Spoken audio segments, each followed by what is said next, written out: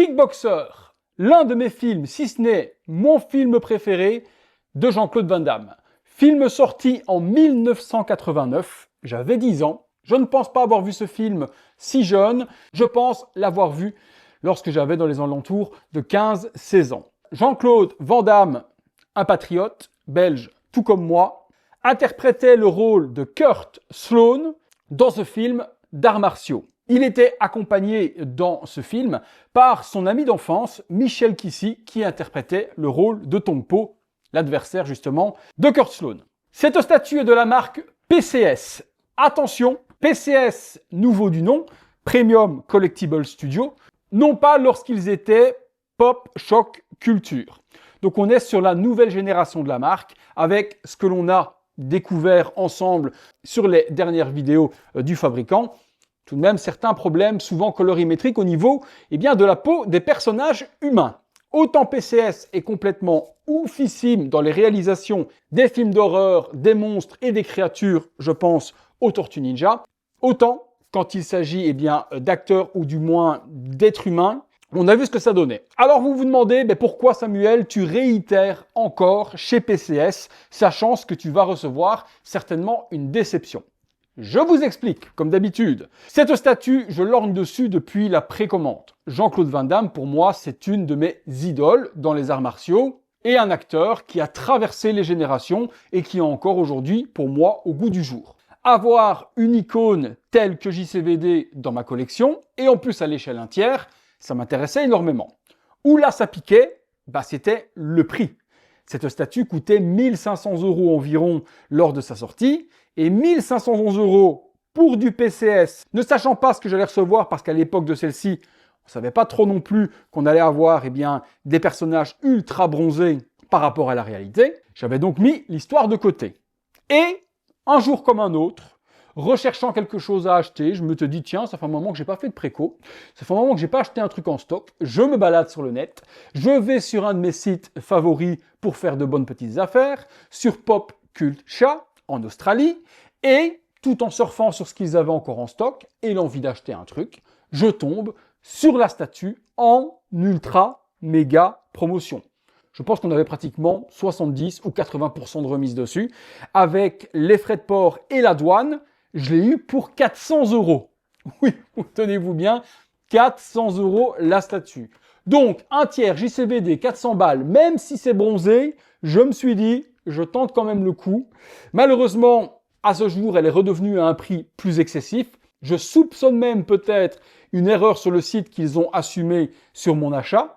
Donc découvrons ensemble aujourd'hui ce qu'il en est de ce Kurt Sloan JCVD Kickboxer. Il y avait deux versions qui existaient sur cette statue. La version que j'ai choisie aujourd'hui, que vous voyez sur le visuel, torse nu, le slip caleçon, on va appeler ça comme ça, de tissu typique des arts martiaux et du kickboxing. Et surtout, les fameux gants couverts de morceaux de verre. Et ça, c'était vraiment le truc que je voulais sur la statue.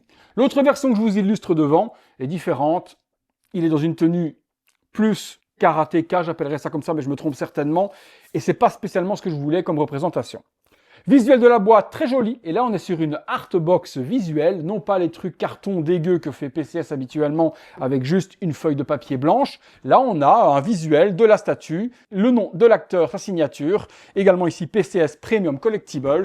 Le logo sur le côté Cross JCVD. Un petit speech ici encore avec l'acteur représenté. Et on revient sur la même chose. Allez, on va monter la statue. Vous allez voir que ça va être super rapide parce qu'il y a 4 éléments. Et comme d'habitude, commençons par la base. Elle est ultra méga lourde, résine pleine pour cette base. Elle pèse son poids. Jean-Claude Van Damme, Winter Scale, Tribute, Statue. C'est la version Muay Thai. Il n'y avait que 250 exemplaires, donc assez limité. La mienne est la numéro 193. PCS, Made in China, JCVD, World License. Nous avons une base, ma foi, assez simple. À l'habitude de ce que font PCS, ça me fait penser un peu à la base du Blade 1/3 que je vous avais fait aussi comme X version, avec ses ornements et cette base ovale. Je l'ai là sous les yeux, là juste à côté, elle ressemble très fort à ça. Autour de cette base ovale, des illustrations de dragons, s'inspirant de la culture de la Thaïlande et du kickboxing aussi. On a Bouddha qui est juste là en plein centre aussi, dans une arche. Sur le dessus, Rien de particulier, juste une dalle imitation marbre, béton ou je ne sais quoi, avec des spitages de couleur bronze, tout comme la base.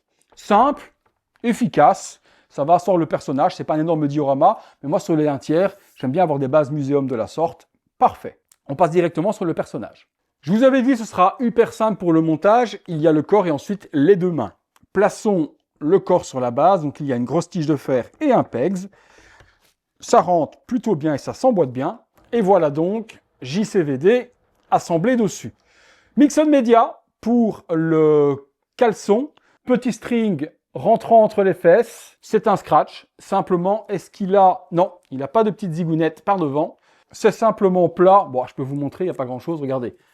Pas de bistouquette. Pour le reste, alors, on est sur le style PCS. Bronzé. Encore que là, je vous dirais... La Thaïlande, il fait bon, le soleil, il peut être bronzé de la sorte, après être resté un petit peu sur place avant ses combats.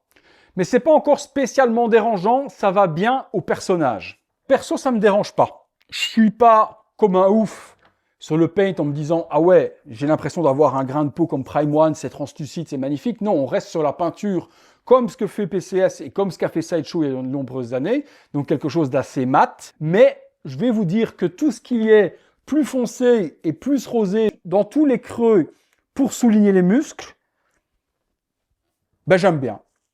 Franchement, j'aime bien. Les veines, les orteils, les petits ongles, même les parties blanches au niveau des ongles, c'est bien peint. Les tétons sont bien représentés aussi, les abdominaux. Niveau sculpture en tout cas et 3D sculpte, c'est vraiment hyper bien sculpté. Niveau peinture, il faut adhérer ou pas à ce style-là de suntan, donc un peu aller à l'excès sur certains endroits. Mais j'ai vu pire. Concernant le visage, les cheveux un petit peu pâtés, pas spécialement super bien, méga détaillés mèche par mèche, mais ça passe.